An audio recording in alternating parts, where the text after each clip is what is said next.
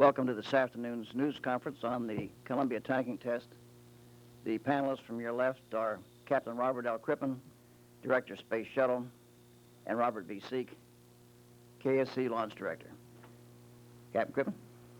Thank you, Dick. It's nice to be here after one of these events with good news.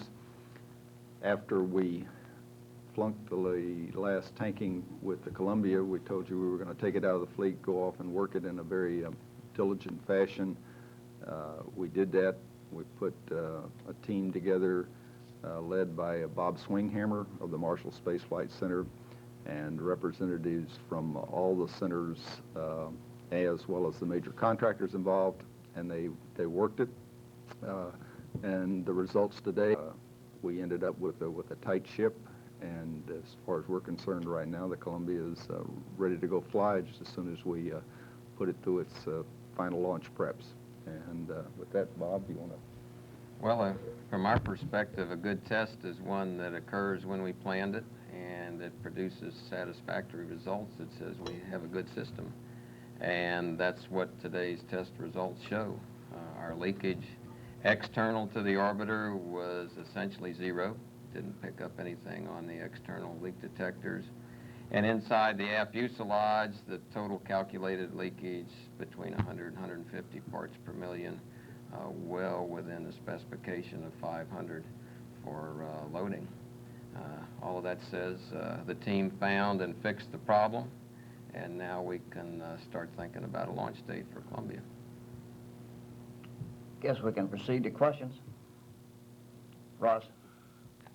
Ross Cabot with Channel 9. You seem in a pretty good mood when you walked in here, and you've taken a lot of hits this summer. It looks like you're running out of big problems to deal with. Is this the time now when we get Big Mo on your side?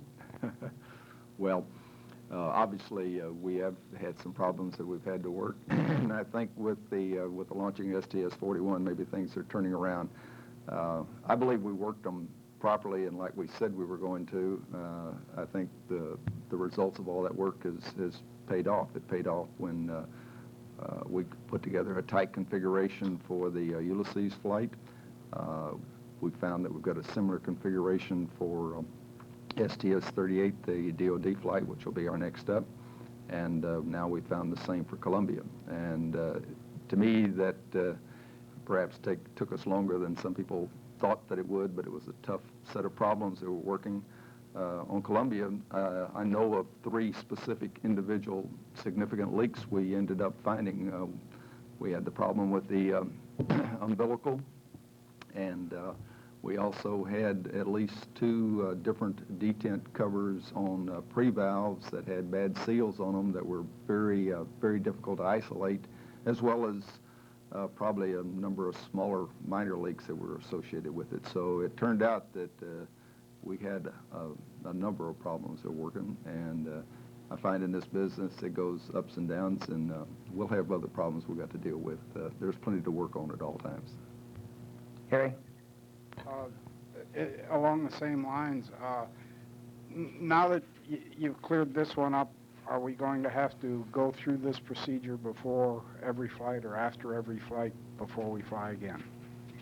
You mean as far as tanking, Harry? Tanking and checking for leaks? No, our intent is not to do that. We did find that our helium signature test is not as reliable as we had once thought, and we're working that to find out how we can better it. But again, a major portion of our problem here dealt with the fact that we had to do numerous break-ins into the various parts of the Columbia, and that is a non-nominal situation. So no, we do not plan on having to put in tanking test as a normal way of doing business, but we're going to be evaluating the whole way that we verify that the vehicles are tight.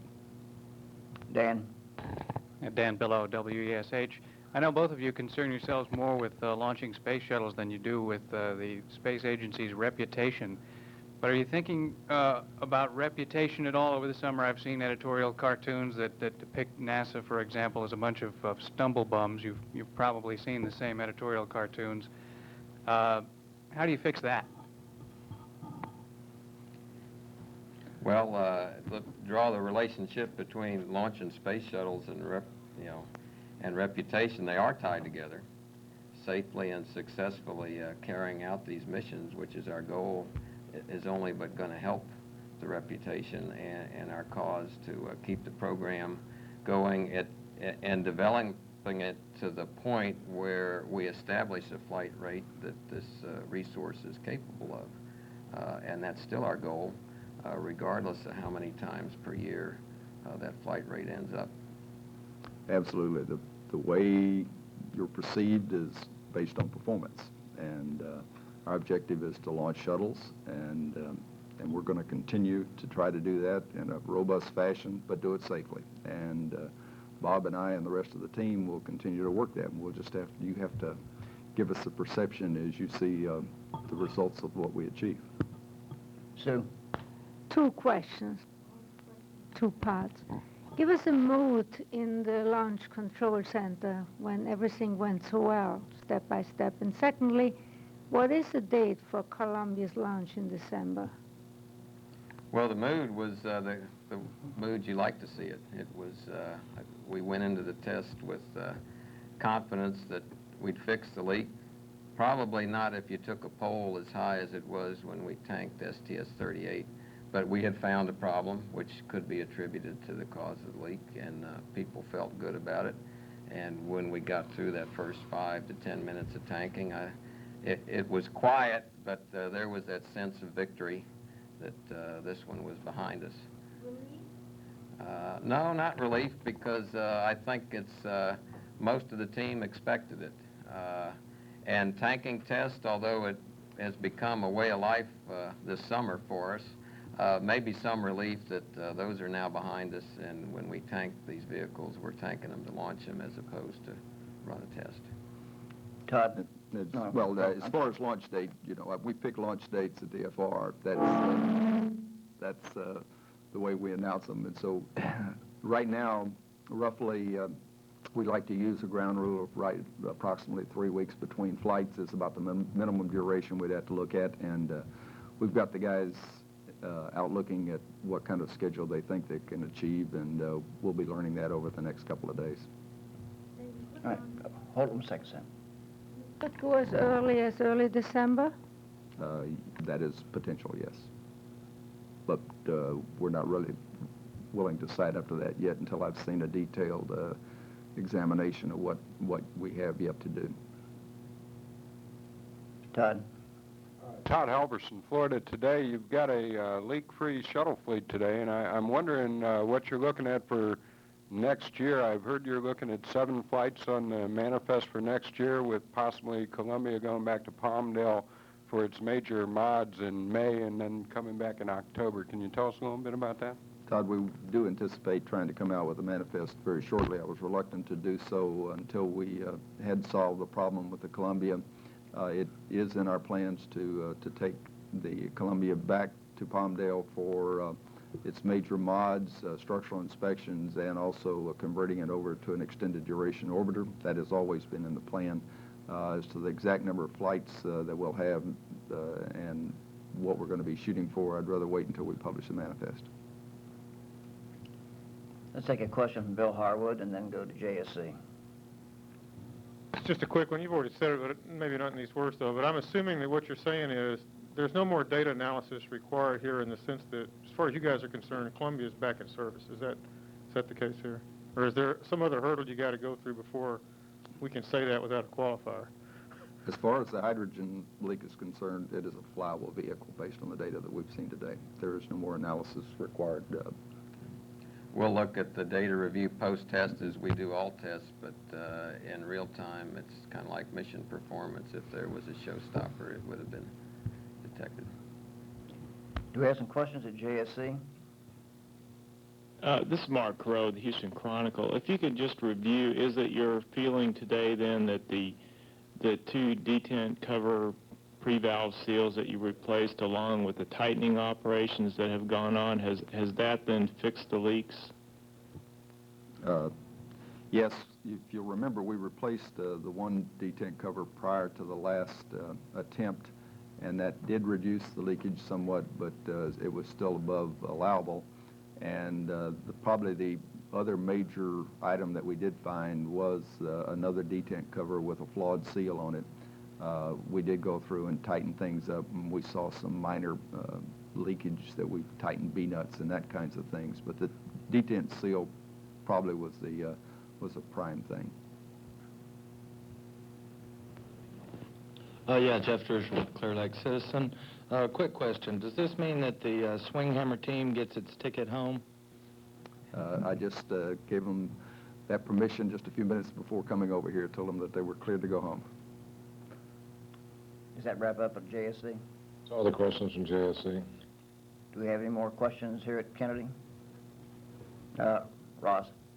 I know there was some talk earlier on in this process about the problem with grit being sucked into the lines a while back. Does that have any play in this at all? Is that part of the problem? If you remember, the grit in the lines was the reason we had to go break into the system to make sure it was clean. So it was not the grit that was causing the leaks, but it was what caused us to go do more to the main propulsion system in the vehicle than we would normally do. So it was not the cause, but it was a driving factor as to why we got into this position.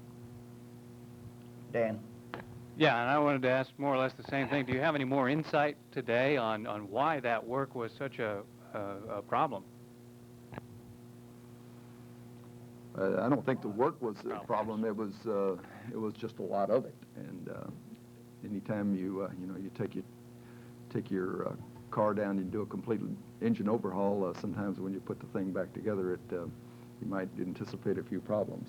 And I think the one thing we found in this, which will hopefully down the road improve our technology in processing the shuttles, is that the leak detection techniques, which have served us so well in the past, were not adequate to find these kind of leaks.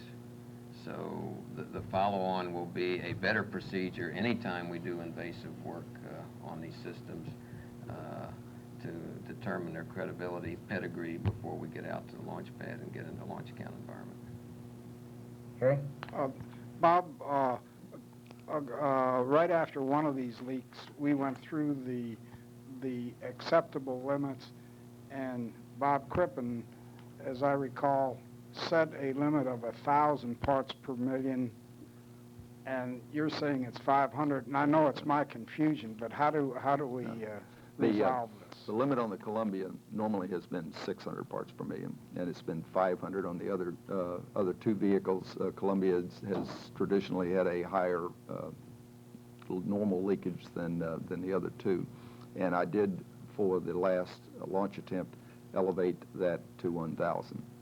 And we'll have to go back and review all that now based on the data we've seen here. I would assume that we would probably go back to the 600 ppm as the limit. That's just a generic measurement. You say if we exceed this, then we stop fueling. Yeah, but we're going to go back and review that again prior to doing another launch attempt with the vehicle to decide what we think is the correct value to use. Todd, do you have one final question there? Todd Halverson of Florida Today again. How would you characterize on the amount of leakage that you saw today, 100 parts per million? Is that 10% of an allowable limit, or what are we looking at? Well, it's a small amount of leakage, even if it came from just one joint, and it probably is small leakage from a number of joints. Total calculation 500 or 600 standard cubic centimeters per minute, which is very low leakage for a system with that many joints. See no more waving hands, so we can wrap this news conference up. Thank you very much for coming.